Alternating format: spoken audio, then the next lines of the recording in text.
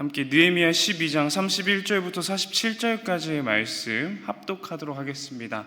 느헤미야 12장 31절부터 47절까지의 말씀을 한 목소리로 읽도록 하겠습니다. 함께 읽겠습니다.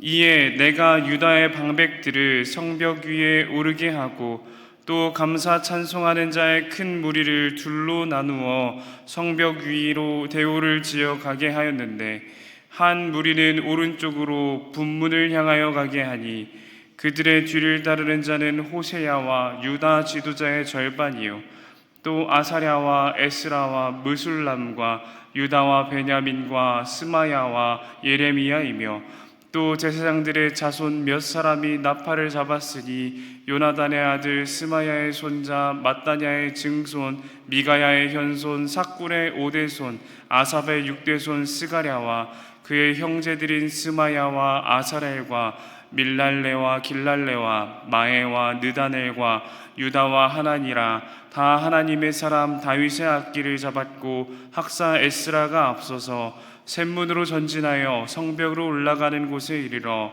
다윗성의 층계로 올라가서 다윗의 궁 윗길에서 동쪽으로 향하여 수문에 이르렀고 감사 찬송하는 다른 무리는 왼쪽으로 행진하는데 내가 백성의 절반과 더불어 그 뒤를 따라 성벽 위로 가서 화덕 망대 윗길로 성벽 넓은 곳에 이르고 에브라임 문 위로 옛문과 어문과 하나넬 망대와 함메아 망대를 지나 양문에 이르러 감옥 문에 멈추매 이에 감사 찬송하는 두 무리가 하나님의 전에 섰고 또 나와 민장의 절반도 함께하였고 제사장 엘리야김과 마아세야와 미나민과 미가야와 엘료에네와 스가랴와 하나냐는 다 나팔을 잡았고 또 마아세야와 스마야와 엘르아살과 우시와 여호하난과 말기야와 엘람과 에셀이 함께 있으며 노래하는 자는 크게 찬송하였는데 그 감독은 예스라히야라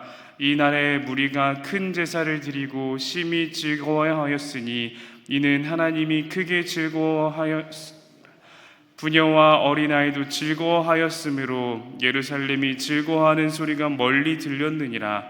그날에 사람을 세워 곶간을 맡기고 제사장들과 레위 사람들에게 돌릴 것 곧 율법에 정한 대로 거제물과 처음 익은 것과 11조를 모든 성의 밭에서 거두어 이 곶간에 쌓게 하였노니 이는 유다 사람이 섬기는 제사장들과 레위 사람들로 말미암아 즐거워하기 때문이라.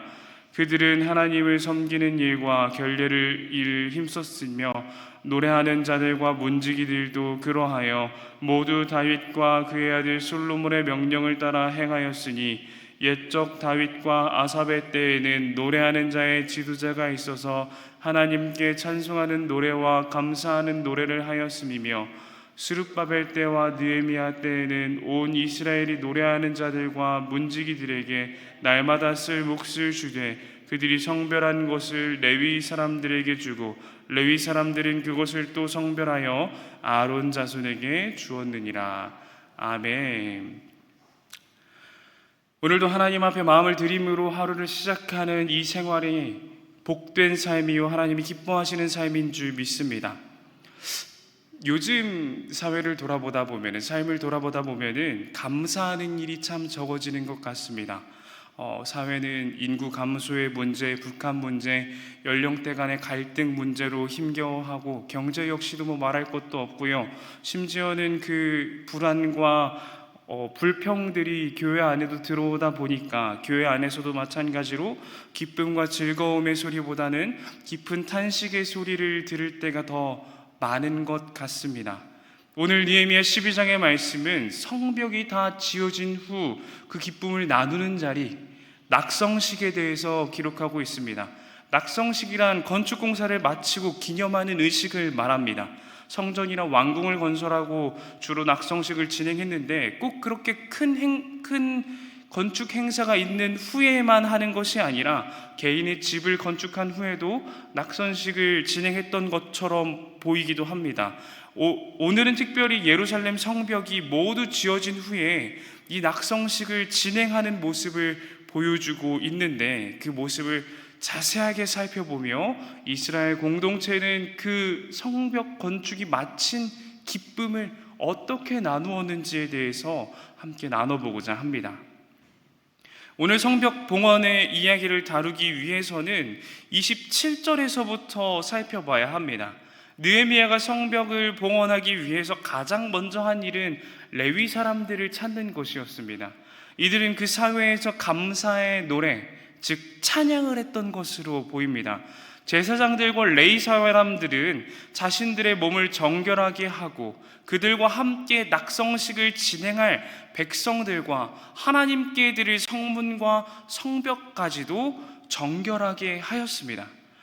여기까지가 낙성식을 준비하는 과정입니다.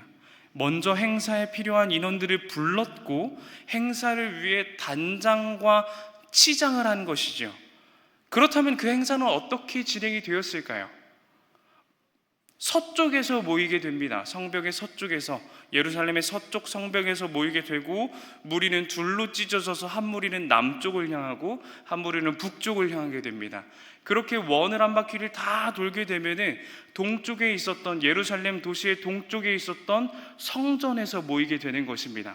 그런 형태로 성벽을 따라서 쭉 올라가게 되는데, 동쪽에서 만나게 된 두 무리는 그 자리에서 함께 크게 찬송하며 심히 기뻐했다라고 오늘 말씀에서 기록을 하고 있습니다.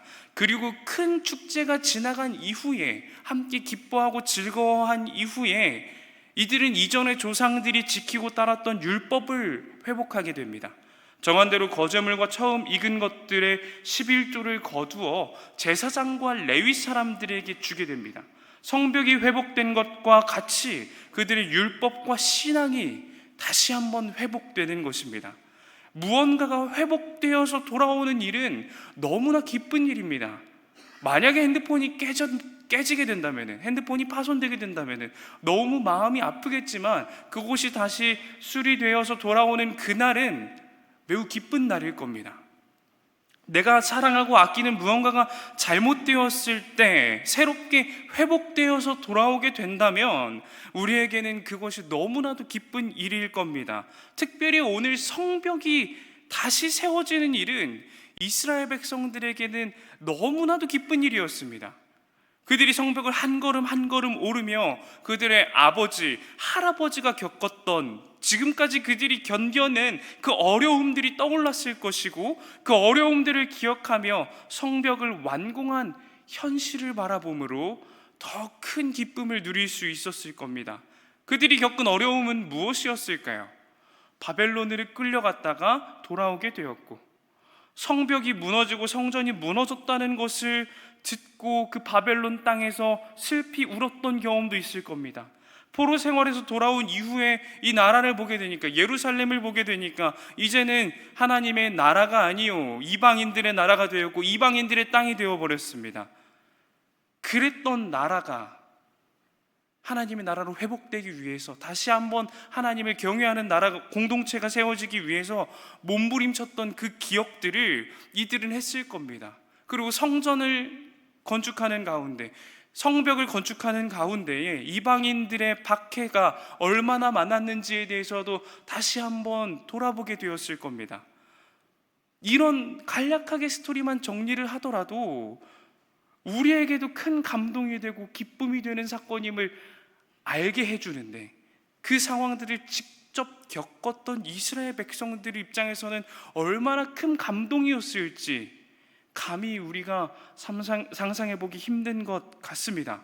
그렇다면 그들은 이 기쁜 행사를, 이런 성벽을 함께 둘러서 걷고 그 다음에 성전에 모여 함께 기뻐 찬양하는 형태로 진행을 했는데, 이 행사에는 누가 참석을 했을까요? 31절을 보면 그들은 큰 무리로 모였습니다. 31절을 봤을 때 그들은 큰 무리로 모였고, 그 무리 안에는 남성들 뿐만 아니라 부녀와 아이들도 함께 있었습니다.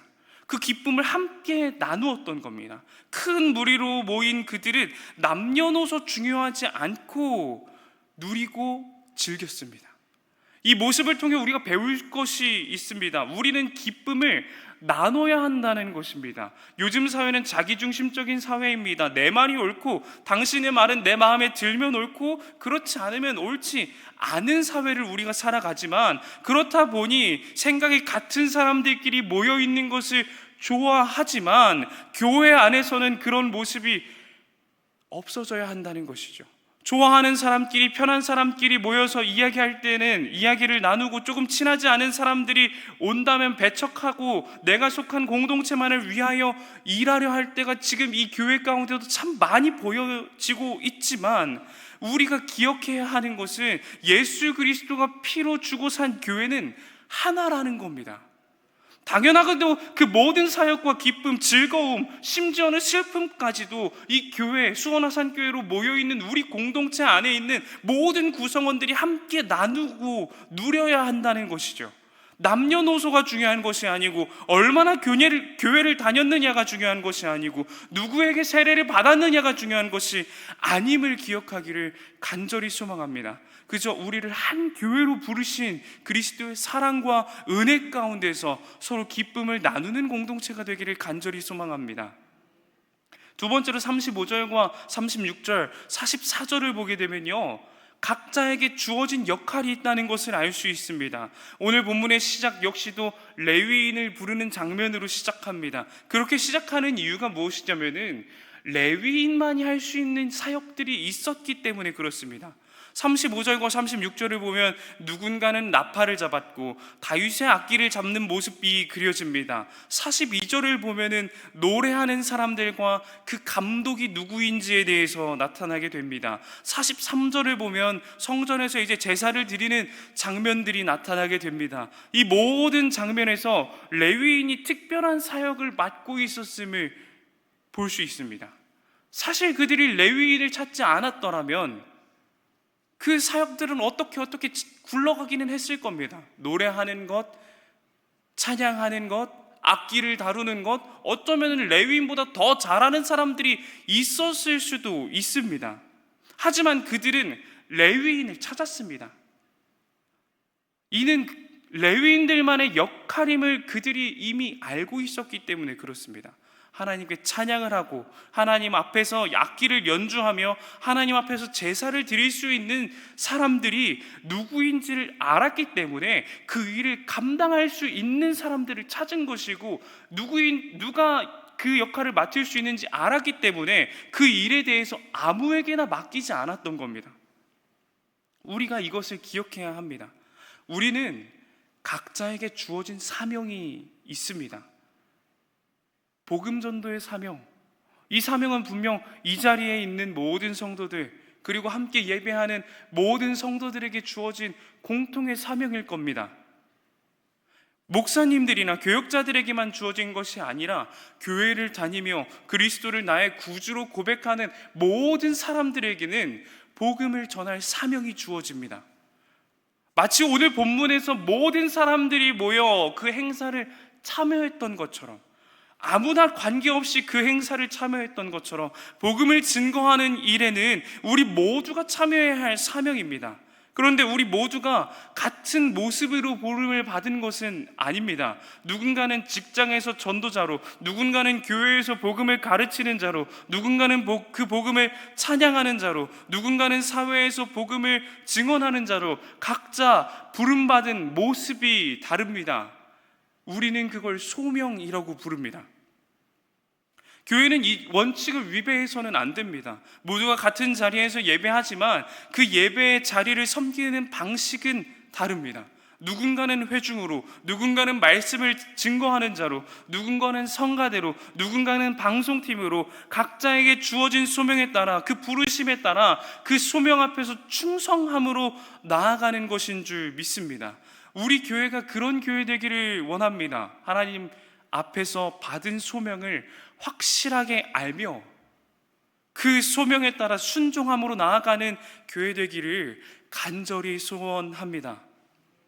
마지막으로 그 공동체는 아낌없이 드리는 공동체이며 서로 인정하는 공동체였습니다.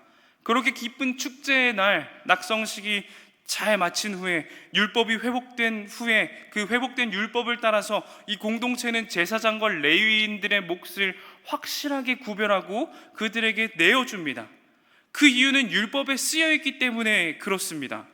하지만 이렇게 불만 없이 이런 일들이 이루어지기 위해서는 아마 그 레위인들이 최선을 다해 충성을 다해 하나님을 섬겼음을 다른 이스라엘 민족들이 알았고 인정했기 때문입니다.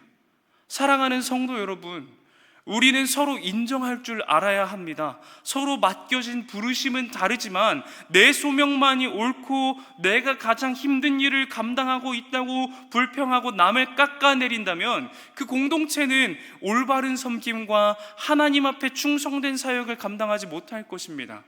오늘 말씀에서 이스라엘 민족은 제사장과 레위인의 노고와 그들의 충성됨을 보았습니다. 교회 안에서 충성되게 일하는 일꾼들을 보신다면 칭찬하여 주시기 바랍니다. 그리고 기도로 동역하여 주시기 바랍니다. 당연한 것은 없습니다. 어떤 섬김의 자리로 당연한 것은 없습니다. 그렇다고 누구도 섬김의 자리에 칭찬을 바라며 나아가는 사람도 없을 것입니다. 하지만 우리가 서로 인정하고 칭찬할 때에 더욱 선명하게 하나님의 영광을 바라볼 수 있는 공동체가 되는 줄 믿습니다. 사랑하는 수원화산교회 성도 여러분, 간절히 바라기로는 우리 교회가 이런 교회 되기를 원합니다. 함께 모이기를 즐거워하고 한 마음으로 드리는 것을 원하며 하나로 모이는 자리가 분열되고 슬픔의 자리가 되는 것이 아니라 기쁨의 자리가 되기를 원합니다. 그런 기쁨을 누리고 알므로 세상에 나아가 받은 사명에 순종하며 끝까지 주의 자녀로 살아가기로 결심하는 교회 되기를 간절히 원합니다. 또 간절히 원하는 것은 우리가 서로 인정하기를 원합니다. 작은 것이라도 충성했을 때 칭찬하기를 마다하지 않고 그 작은 충성보다 더 큰 칭찬으로 서로를 격려하며 항상 사랑의 말로, 항상 격려의 말로 서로를 위해 입술을 지키는 귀한 주님의 교회가 되기를 간절히 소원합니다. 우리 이 시간 함께 기도하도록 하겠습니다. 사랑과 은혜가 충만하신 하나님, 오늘 이 새벽 함께 모여 주님의 귀하신 역사를 나눴습니다. 우리 교회가 하나로 모이며 그 모인 자리가 기쁨이 되기를 간절히 원합니다. 한 마음으로 기도하고 한 마음으로 사랑하며 서로 섬기기를 원합니다. 인정하는 말이 가득하기를 원합니다. 우리 교회 위에 주님의 은혜를 더하시고 하나님으로 만족하고 나아가는 귀한 교회 될 수 있도록 은혜 내려 주시옵소서. 특별히 오늘 하루 주님 앞에 맡겨드립니다. 하루를 살아가며 주님의 은혜와 그 귀한 복음을 전하며 살아가고 나타내며 살아가는 복음의 증거자들 될 수 있도록 주님께서 오늘 하루 그리고 앞으로의 모든 인생 가운데에 동행하여 주시옵소서. 이 모든 말씀 오늘도 우리의 중보자 되시는 우리 주 예수 그리스도의 이름으로 기도드립니다. 아멘.